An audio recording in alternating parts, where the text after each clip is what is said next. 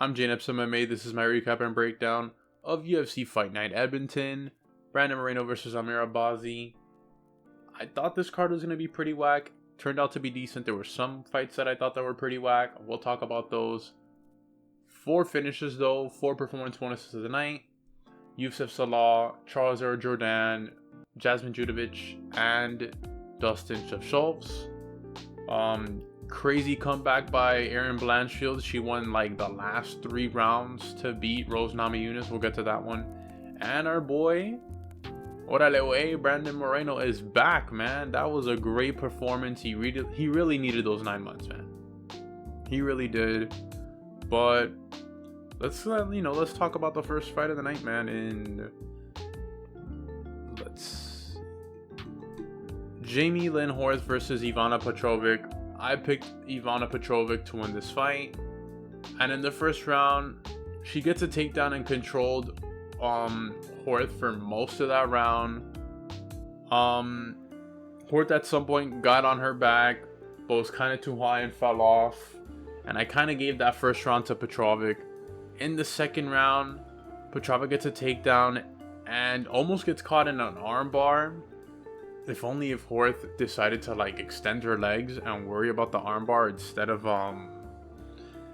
like the knee position that Petrović had.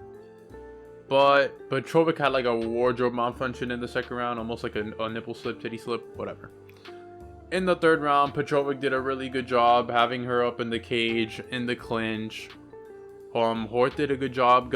She got a takedown, climbed Ivana Petrovic's back. But she was just too high again and would fall off again. And both ladies would end up swinging it out to close the fight. Jamey Horth gets the win by split decision. I don't know how one of the judges gives it a 30-27. But whatever. I still thought Ivana did enough to win this fight. But when you're somewhere else, the home fighter's definitely going to get the win. On to the next fight. This fighter did not get the win, though. This Canadian fighter didn't. Cody Gibson versus Chad Anheliger. I picked Cody Gibson to win this fight, dude, and he looked amazing in this fight. In the first round, Anheliger did a good job hiding his overhand right and was tagging Gibson, but Gibson was doing a good job on the feet, using his reach, and he gets a takedown. Something we were going to see a lot in this fight. He got multiple submission attempts, almost got a rear naked choke and a guillotine from the top mount, and Anheliger got out of all of them. He was a tough son of a dude. He was a tough son of a gun. In the second round, Gibson immediately shoots for a takedown, gets top mount, lands some good ground and pound, even landed the first legal 12-6 elbow in the UFC. He would kind of mix it up with the arm triangle too to try and get Anheliger out of there. But dude, he's so tough, dude. He is a tough son of a gun. Like, I don't know, I can't say it anymore. Like, the guy was like, he would not go out. But Gibson just looked really crispy on the ground, really good. He was elite on the ground. And in the last round, Anheliger would tag Gibson twice before Gibson would get him on the ground and keep them there for the entire round. Great win by Cody Gibson, dude. He really came out there and showed his like a different part of grappling that he has. He's been training with Josh Emmett, so I'm pretty sure Josh Emmett showed him a few stuff, but great win by Cody Gibson. On to the next fight. This one had me a little pissed. Garrett Armfield versus Sidey. I picked Garrett Armfield to win this fight, and I thought he won this fight. In the first round, Sidey was kind of tagging Armfield on the feet, and he even had him in an anaconda choke. But Armfield got out of it. But I would give the first round to Sidey. He did pretty good. In the second round, though, Armfield started to cook with his boxing. He even had like a little takedown at the end of the round. Sidey just had some type of moments late in the second round, but I thought it was kind of 1-1 going into the third. And Armfield for sure won that third round, dude. He had 4 of his 5 takedowns in that round, and he was just destroying Serhiy on the ground, controlling him. and it was a really close fight, but I thought Armfield won. But we're in Canada, and they gave it to the Canadian guy, man. They gave it to Sidey. But in Sidey's post-fight post-fight conference interview, he kind of said, "Yo, I lost this fight," and in reality, he did lose this fight. I wouldn't say it was a robbery because that second round was pretty close. I'd still give it to Armfield 1-1, but I don't think Sidey won this fight. But great win by Sidey, I guess. On to the next fight. We have Alexander Romanov versus Rodrigo Nascimento. Everybody and their moms picked Alexander Romanov to win this fight. In the first round, Romanov gets a takedown. Nascimento just did absolutely nothing. He just accepted position and just let Romanov waste his energy. In the second round, Romanov showed that he was kind of obviously more skilled than Nascimento. Took him down again. Got him up to the cage, but, you know, kind of out of breath. Goddard would break him apart. And then Nascimento would just decide to kick Romanov in the sperm bank, like really freaking hard.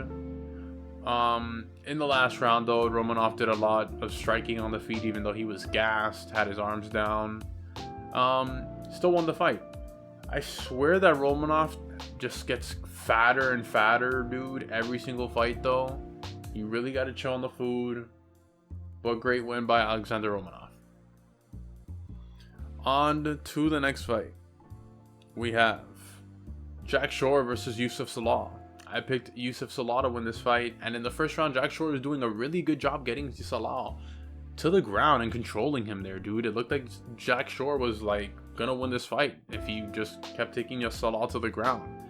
But then in the second round, dude, Zalal lands one of the nastiest knees of this year, bro. He drops Jack Shore, gets him to his signature arm triangle choke, and Jack Shore taps, man. And Zalal gets his third straight win of the year by arm triangle as well. It was a great win by Youssef Zalal, man. What a resurgence for him, dude, after like getting cut from the UFC, going back to the regional scene and fighting 3 times this year, finishing all 3 opponents: Billy Quarantillo, Jarno Earnings, and now Jack Shore. Those are some names, bro, to just have finishes on. Youssef Zalal, man, you've had yourself a year this year, man. On to the next fight. We have Victor Henry versus Charles Jourdain. I picked Charles Jourdain, and in the first round, both guys had their moments. Both guys were getting takedowns. Both guys were kind of tagging each other on the feet. It was a really close first round. I wouldn't even know who to give it to, honestly. But in the second round, Henry was doing really good. He was getting takedowns, and he was kind of controlling Jourdain there, but he was exposing his neck. Charles Jourdain kind of saw that, took advantage of it, and when Victor tried to go for another takedown, Jourdain, with a modified bottom guillotine, gets Henry's neck, and that dude, what a squeeze. Henry immediately taps, and Charles Jourdain gets a win in his new weight class, man. He looked pretty good at bantamweight. Hopefully he gets a better opponent, but great job by Charles Jourdain, man. I mean, you know, got to win in front of his home crowd. Said something about the Prime Minister too. Not Canadian, don't know what that's about, but great win by Charles Jourdain. On to the next fight. Oops. We have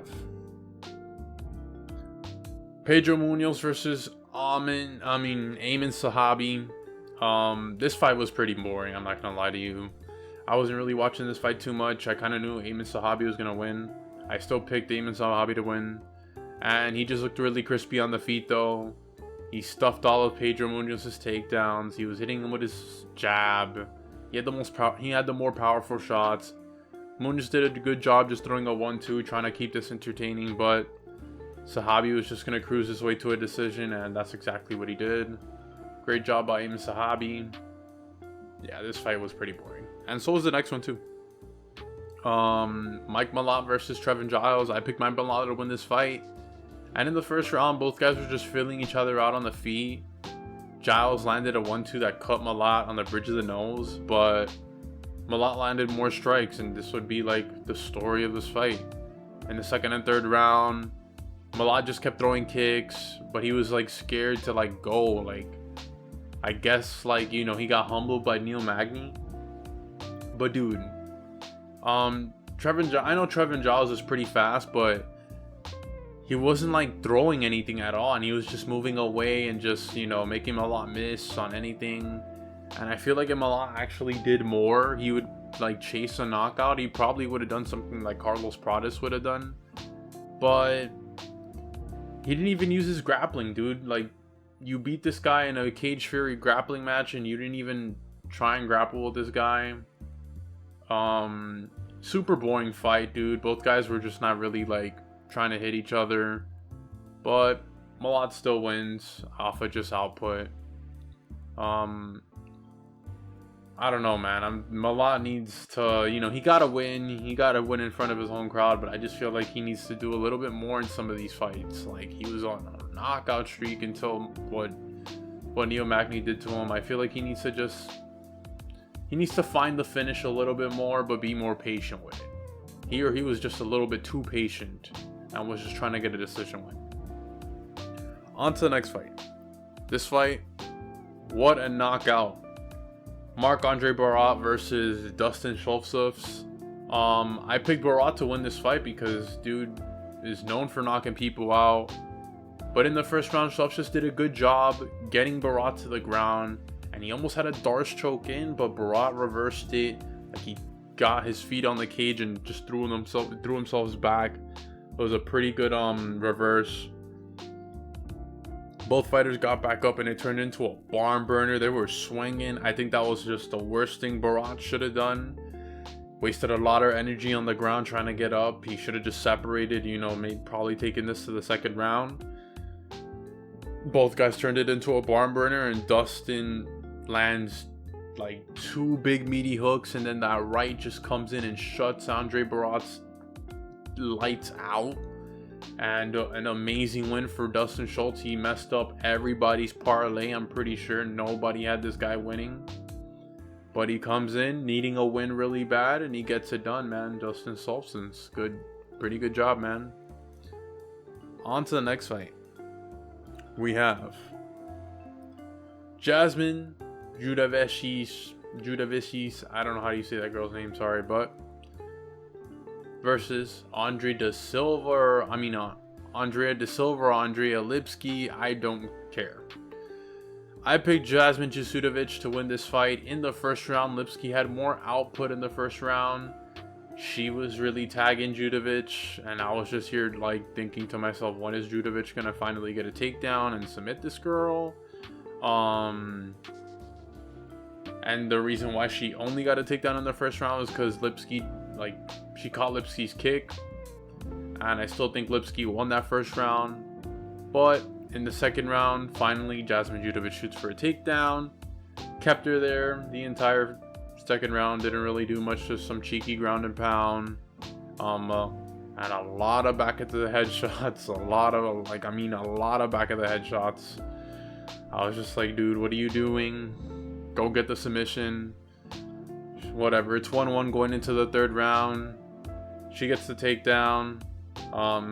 Immediately gets the Darce choke in, and Ariane Lipski taps, dude. Great win by Jasmine Jourdain. I think she just needs to get, needs to mix it up, dude. When she's gonna go for a takedown, she kind of was like, I don't know, she's kind of like questioning herself. Like, she needs to switch levels more when she's gonna go for a takedown. And when you're on the ground, like, believe in your jiu-jitsu, believe in your ground game. Like, I think you should have like definitely been tapped Ariane De Silva or Lipski in the first round. But great win by Jasmine Jourdain in her hometown. On to the next fight. I'm flying through these because I only want to talk about them for the, co-main and main. Claudio Machado versus Brendan Robertson. This fight was horrible. This fight should have been in the prelims. I swear, when I was just dying for this fight to finish. I picked Ribeiro though. And in this fight, it's just so boring, dude. Machado would just circle around the cage and throw a 1-2 and a kick, while Ribeiro would just back up, not counter. kicks sometimes. And then both guys were just swinging at each other, not really connecting until the final round where both guys like kind of stung each other and woke each other up. And then they started tagging each other. I honestly don't really know who won this fight, but they just gave it to Bernis Romero. Yeah, that's all I got. On to the co-main. We got Erin Blanchfield versus Rose Namajunas, man. And I picked Erin Blanchfield to win this fight because I knew, like, if she got Rose Namajunas to the ground, if she would, like, Carlos Esparza her rob her, she would win this fight. But the problem was, you know, trying to get Rose Namajunas to the ground. She's a really good active striker. But Rose Namajunas' kind of kryptonite is having that groomer, Pat Barry, in your corner. But in the first round, Rose Namajunas is doing really good. The first 2 rounds, bro, she won the first 2 rounds. She did really good, dominating on the feet, moving really good on the feet. You know, she has really good footwork. And she was stuffing all of Erin Blanchfield's takedowns. But then came the 3rd round, and Blanchfield gets a takedown, controls her there for the entire round. Just did enough to not, you know, get stood up. In the 4th round, Blanchfield had 2 failed takedown attempts. You know, great job by Namajunas to stuff them.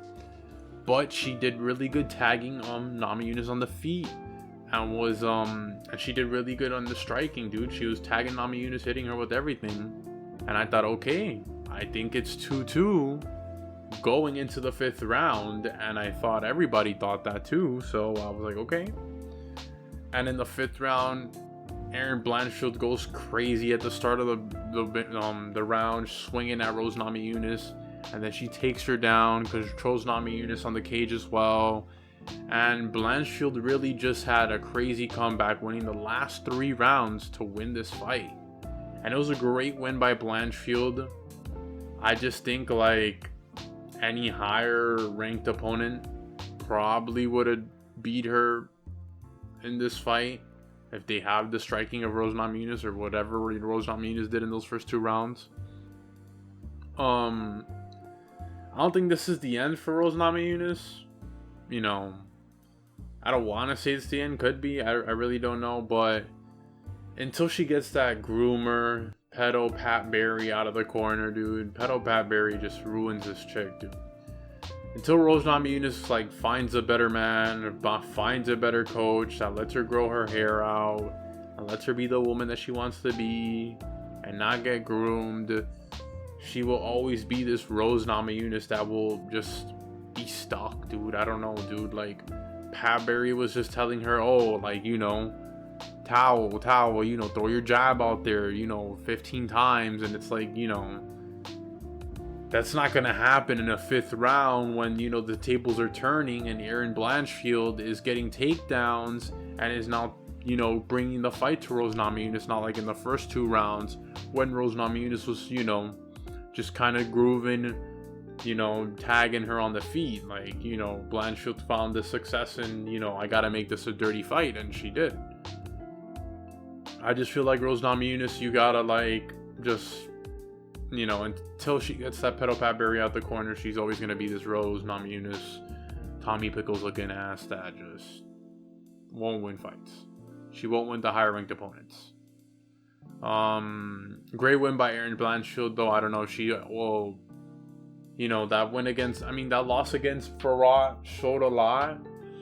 I don't know if she's going to get the top level opponents and have a chance at beating them, but we'll see. On to the main event, man. This main event is something that we needed to see from Brandon Moreno, man. Brandon Moreno versus Amir Albazi. Man, Brandon Moreno looked like vintage Brandon Moreno, man, and I really missed that dude. In the first round, Moreno did a good job slipping the punches of Albazi. Albazi did tag him a couple times. But dude, Moreno just looked really good, dude. It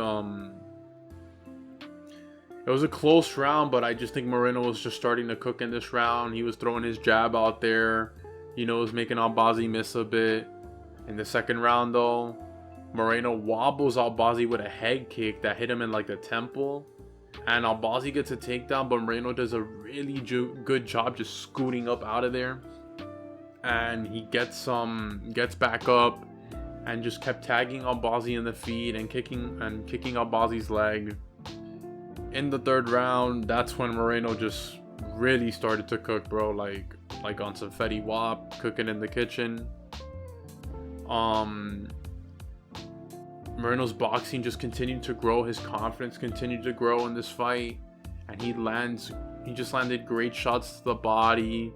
His left hook was landing on Albazi. Albazi would try and tag Moreno, but dude, he was just wearing it, dude. He would tag Moreno. Moreno would just always bring it back to you. You know, that's the way Moreno fights, man. In the fourth round of the fight, it was basically Moreno's fight to win, dude. It was more of the same thing for the entire round. Moreno just entered his flow state and he just looked really good. In the fifth round, though, Moreno hurt Albazi really bad and had Albazi's face really busted up. And he just kept going with the pressure on Albazi. And he just, man, Moreno's back, man. He really needed that time off. He just had a, you know, that 4-part saga with Davis and Figueiredo, dude. Like, that takes a lot out of a fighter. Like, fighting a guy 4 times. Really high level fights as well. And then, you know, goes in there against Pantoja. I don't know why people say he won that fight. I don't think Moreno won that fight. Pantoja definitely won that fight. And then Moreno immediately just went and fought Royval. And Royval is, to me, after this fight, Royval, like, Moreno did good, but dude, Royval had to fight a younger prospect in Tassuro Taira, and Tassuro Taira was going crazy on the ground. And I'm pretty sure Tassuro Taira is way better than Amir Albazi. I mean, Tassuro Taira will probably have to face Albazi, and I think he'll beat him. So I just think Royval definitely is next for the belt. And then maybe, you know, Moreno. He did say in his post-fight press conference that he thinks he's like maybe one more fight away from the title. He probably is, but I think he can sit out.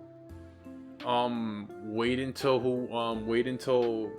until Brandon Morval fights the winner of Pantoja and Kaya Sakura.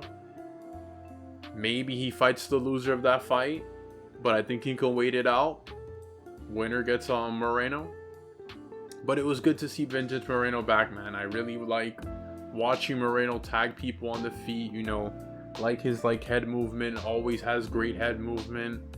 And really fun fight to watch, to see Moreno dominate and school Albazi, bro. Pretty decent card.